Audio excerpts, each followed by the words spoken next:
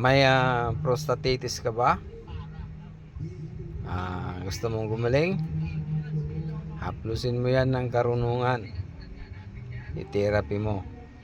Maaari kong ituro sa iyo kung paano mo yan gamutin at pagalingin. Mag-message ka sa akin. Tatawagan kita.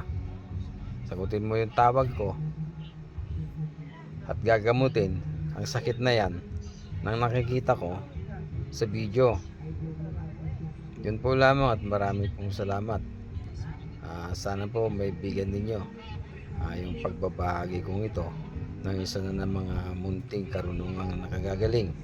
Paki-like po, share at saka follow nang sa ganun po marami tayong matulungan mga taong may ganitong uri ng sakit.